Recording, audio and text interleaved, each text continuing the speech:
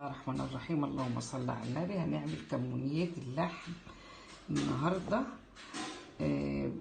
كمونية اللحم بالدمع.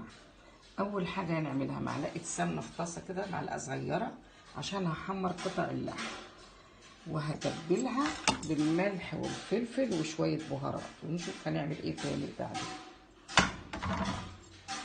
قطعات اللحمه هتتحمر ومعاها التوابل اللي انا قلت عليها، شويه بهارات، ملح، فلفل.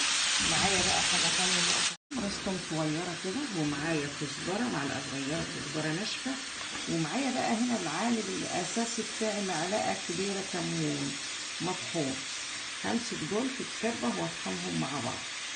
ما اتحمرت هحط لها الثوم المفروم مع الكزبره والكمون لحد ما يتحمر، يطلع ريحته قدامي. شايفين انا بحمر اللحمه ازاي كده جميله. وبعدين هجهز لها الطماطم كده. خلاص احنا كده اكلتنا خلاص كلها اتطبخت اهي. هعمل طماطم وهنقلها في حله واحطها فيها، او لو انا عامله على طول في الحله محمره في الحله بحط الطماطم فوق وكده بقى ايه لما تستوي. عايزه ميه برديها، بس انا كده هقلب لحد ما الثوم بريحته الجميله تطلع ويتحمر معاها. نوع الريحه وجمالها دلوقتي. خلاص انا هحط الطماطم هنا في الطاسه، لان انا محتاجه الجمال اللي تحت ده كله يطلع لي في الطاسه. ماشي، انا حطيتها الصلصه شويه، هسيبها تغلي غلوه في الطاسه، وانا كده هنقلها في حله. عايزه تسيبوها في الطاسه ماشي، لو انتوا عاملينها من الاول في حله ماشي.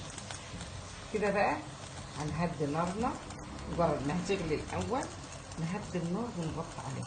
بس انا هنا عشان تبقى التسويه عندي محكمه، انا دلوقتي بعد بس ما كل الحاجات اللي لازقه في الطاسه دي تطلع في الدمعه بتاعتي، ايه هنقلها في حله وهنشوف مع بعض. بس اما اطلع كل الحاجات اللي لازقه، طبعا الثوم والجمال والبهاريز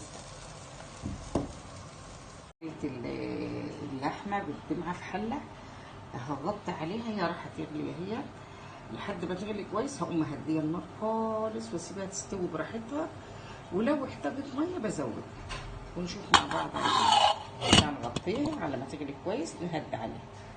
خلاص معايا كمونية اللحمه بتاعتي استوت وبقت جميله جدا. هنغرفها ونشوفها مع بعض. ريحه وطعم بقى، جربوها وقولوا لي ايه رايكم. ما شاء الله ما شاء الله، لا قوة إلا بالله. بألف هنا وشفا. جميلة ريحة وطعم، جميلة جدا. كمونية اللحمة بالدمعة حلوة أوي أوي، جربوا.